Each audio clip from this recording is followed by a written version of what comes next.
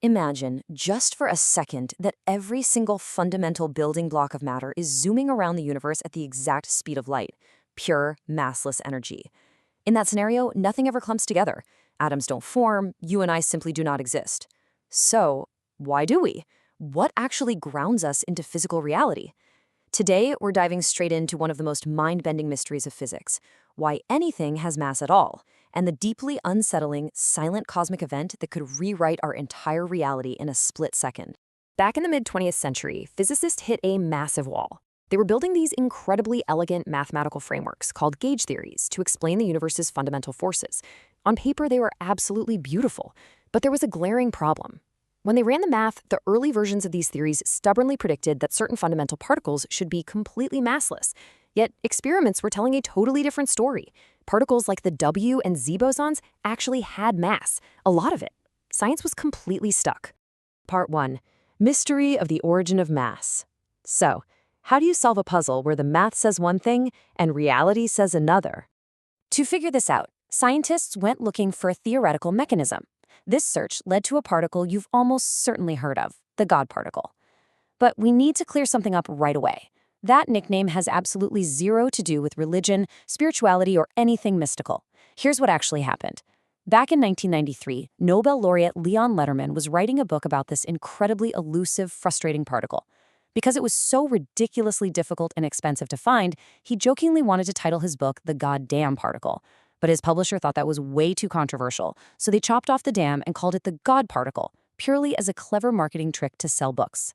The media just ran with it, so it's not mystical at all. It was just a really, really annoying particle to find. Part 2. The Goddamn Particle and the Higgs Field. Moving past the catchy book titles, what is the actual physics here? To understand the particle, you really have to understand the field it comes from. Right after the Big Bang, all particles were massless. But as the universe cooled down, an invisible scalar field, what we call the Higgs field, formed and basically froze into place. It permeates every single inch of the cosmos. Even in the absolute emptiest void of deep space, the Higgs field is sitting right there, turned on. Fundamental particles actually acquire their mass entirely by interacting with this omnipresent invisible field. But how does that interaction actually work? You'll often hear people compare the Higgs field to cosmic molasses, saying it slows particles down through friction. That's a popular analogy, but it's actually completely wrong because physical friction depends on how fast you're moving. A much better way to think about it is as a cosmic stiffening agent. It's not creating friction, it's interacting with other quantum fields, creating a restoring force that makes these elementary particles vibrate at higher resonant frequencies. That interaction, that resistance to accelerating to the speed of light, is what mathematically manifests as their mass. Now, here's a super important nuance. The Higgs field only gives mass to fundamental elementary particles, like quarks and electrons. It does not make everyday macroscopic objects heavy. In fact, 99% of the mass of a proton or neutron, and by extension, you, me, and everything around us, actually comes from the binding energy of the strong nuclear force holding those quarks together. So the Higgs provides the crucial foundation for the tiniest building blocks, but it's not responsible for the heavy lifting of everyday gravity and weight. Part 3. Giant machines seeking truth. Having an elegant theory on paper is great, but physics demands proof.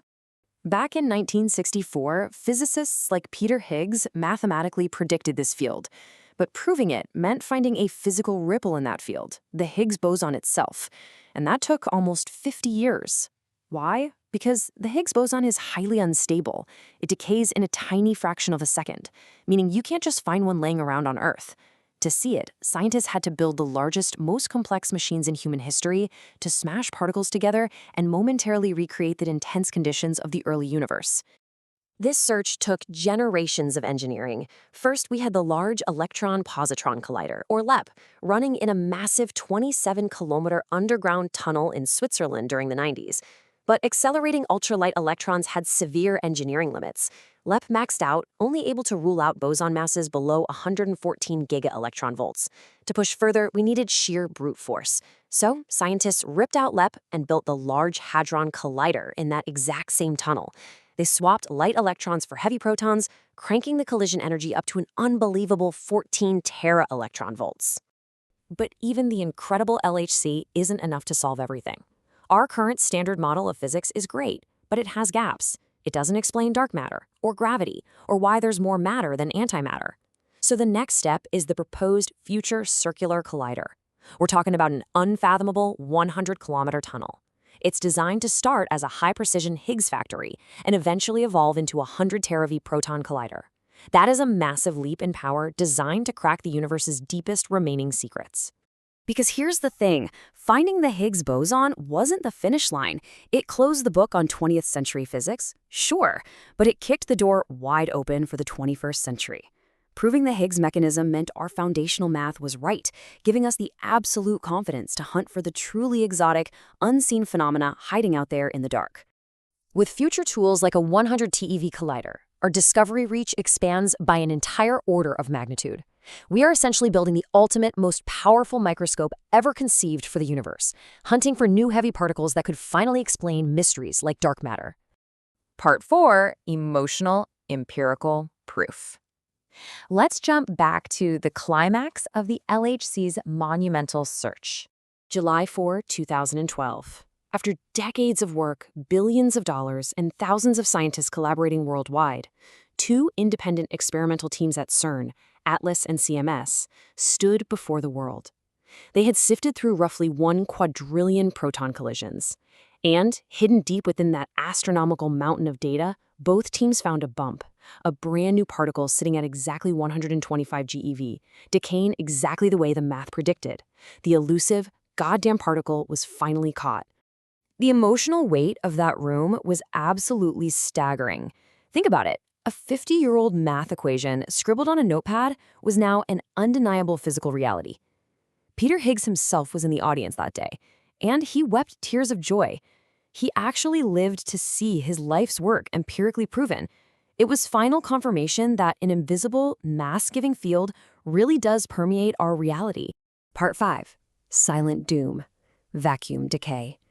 But this is where our story takes a very dark, cinematic turn. Because finding the Higgs mass at exactly 125 GeV revealed something deeply unsettling. Remember how the Higgs field sits at a non-zero energy level everywhere? Well, the math suggests our universe might not be in the absolute lowest possible energy state. We might be sitting in a temporary, false vacuum. And quantum mechanics dictates that if a lower, truer energy state exists, eventually the field will try to jump down to it. This triggers an event known as vacuum decay, a pure, spontaneous quantum tunneling event. There are 3 terrifying truths about vacuum decay you need to know. First, it requires absolutely no trigger. A single microscopic point in the emptiest void of space can randomly jump to this new vacuum state without any cause or warning whatsoever. Second, this isn't just an explosion, it is the total erasure of physical reality. And third, quantum probability doesn't care about time. It could happen a billion years from now, or it could have happened at the edge of the galaxy a million years ago. And because this new bubble of reality expands outward at the exact speed of light, it could be sweeping toward us right now, and we would literally never see it coming. You see, if an asteroid hits Earth, it's tragedy, but the fundamental laws of physics still work. Vacuum decay is completely different. It is the literal deletion of reality's source code. Inside that new bubble, the Higgs field changes. That means the mass of fundamental particles changes. Electrons wouldn't orbit nuclei. Atoms couldn't form. Chemistry, biology, and gravity as we know them would instantly cease to exist, replaced by entirely alien laws of nature. Reality doesn't break. Its rules are just permanently rewritten. Part 6. The meaning of reality and consciousness. And that brings us to the ultimate, mind-bending implication of all this. When you really zoom out, you realize that absolutely everything we are, human consciousness, our memories, our entire identity, is just an emergent property of atoms bonding together. And those atoms only bond because elementary particles have the exact, ultra-specific mass that they do. Our entire existence is delicately balancing on the precarious, invisible vibration of a quantum field. If that field twitches, everything we know vanishes instantly.